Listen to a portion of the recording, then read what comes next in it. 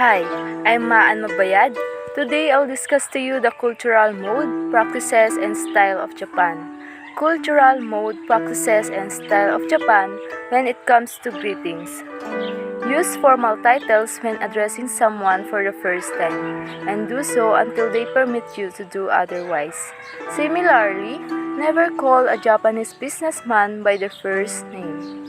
Most Japanese who live in Australia have adopted the handshake as their primary way of greeting. However, those unfamiliar with Western greetings may bow. The casual bow is slight bend from the waist and a dip of the head. Business interactions involve a deeper bow, where the torso bends from the waist by about 30 degrees. The deepest, most polite bow expresses sincerest gratitude or apology. One lowers their torso to about 45 degrees, or such angle from which the head would have to stretch upwards to look into the face of another. If offering this bow, keep your head lowered. To hold a bow longer than another shows respect or humility. Basic etiquette of Japan. It is impolite to yawn or chew gum in public. People are expected to bashfully deny compliments. Being too quick or willing to accept compliments can make them seem conceited. It is polite rather to give a faint refusal or show slight hesitation before accepting an invitation or offering. Such behavior shows modesty. The Japanese commonly sit in the seiza-style positioning, in which one sits with their legs stacked directly underneath themselves with a straight back. It is inappropriate for women to cross their legs, and men should only do so by crossing their knees or ankles. It is impolite to sit casually with the ankle resting on the other knee. People who are sick are expected to wear a face mask to prevent the spread of germs in public places. Blowing one's nose in public is also considered unhygienic. Visiting in Japan. It is best to call your host before your arrival to give them a warning, even if they invited you. Bring a small edible gift like tea, sweets, fruit when visiting someone's home for the first time.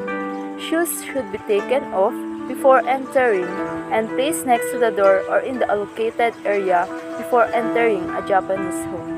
The Japanese place their shoes facing towards the outdoors if they're on the floor.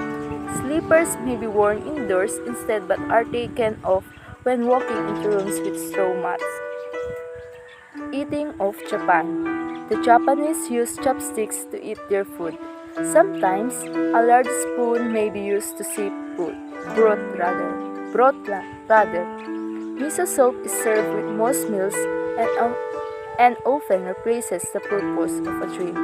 When eating at a traditional meal, the bowl is held to the mouth to avoid bending down to reach the table. It is considered inappropriate for adults to eat while walking. Street food is often eaten on the spot where it is bought. Gift giving of Japan. Pass a gift to the recipient with both hands. A Japanese person may also receive or give a gift with a slight bow.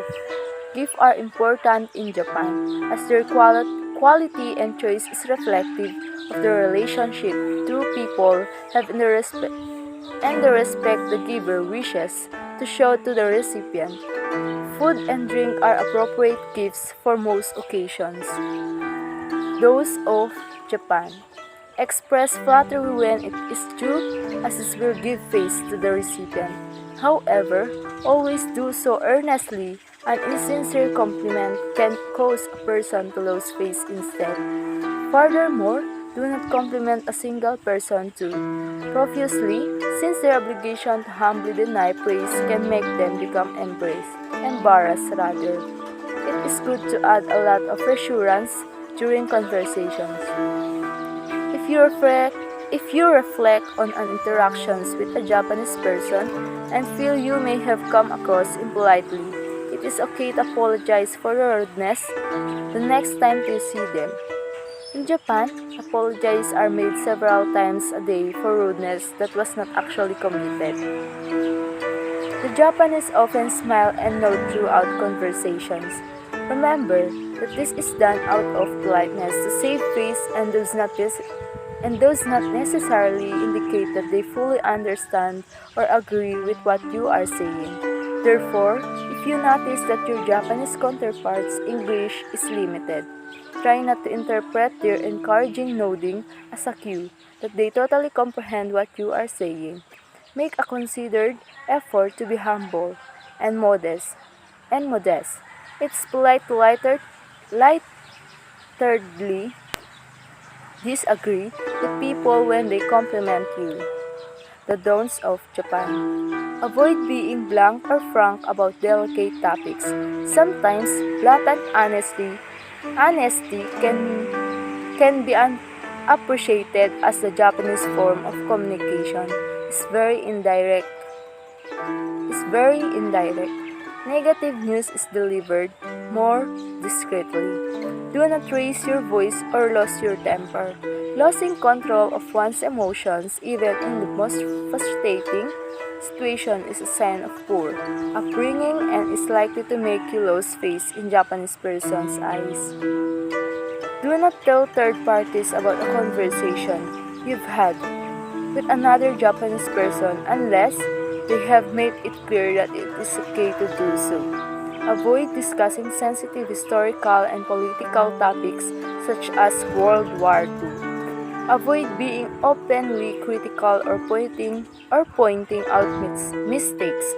The Japanese may take criticism quite personally.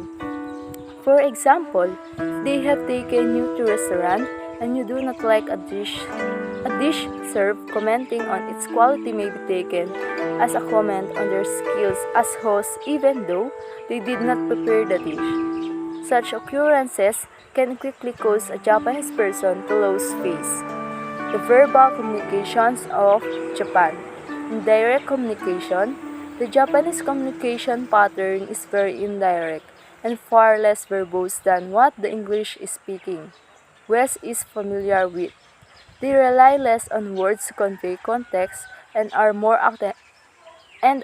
attentive to the posture, expression, and tone of voice of the speaker to draw meaning from a conversation.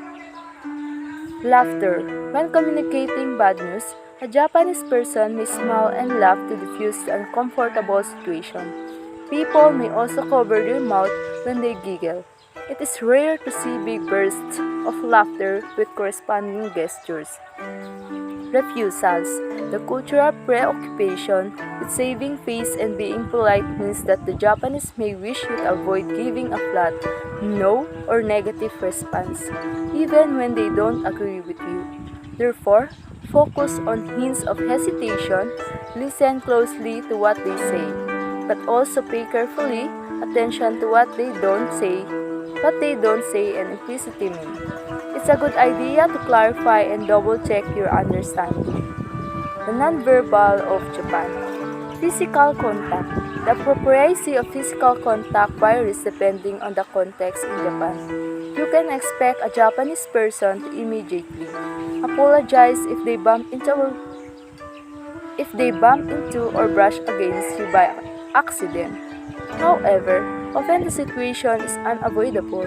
Example on crowded public transport. In these situations, people are generally accustomed to a lack of personal space. Body language. The Japanese do not gesture very much while speaking as their body language is largely restrained rather. Instead, they often hold their hands together as they speak, which prevents them from gesturing throughout conversations. Eye contact. The Japanese avoid eye contact with strangers as it's considered rude to stare. Facial expressions. It is common for the Japanese people to maintain a placid expression and smile during an interaction regardless of the topic.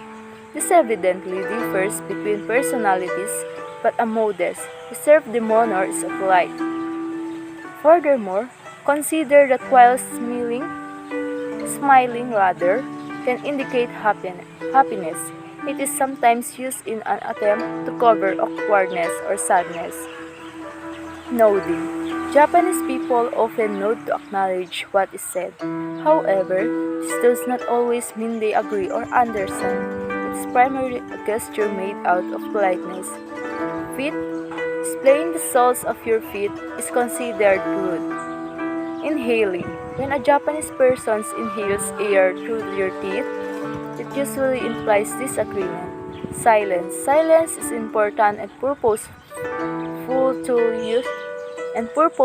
tool used in Asian communication. Pausing before giving a response indicates that someone has applied appropriate thought and consideration to the question. This reflects politeness and respect. Beckoning. It is polite to beckon people who you are not close friends with. Beckoning is done by facing the palm of the hand to the ground and waving one's fingers towards oneself. Individual fingers should not be used. Pointing. Pointing is done using the entire hand unless referring to oneself, in which case they place their index finger on their nose. Waving. Shaking the hand with the palm facing forward from side to side means no. Gestures. A Japanese person may clasp their hands together in front of their chest when apologizing or accepting something rather. This expresses gratitude and respect. Bowing. See greetings for guidelines on how to bow.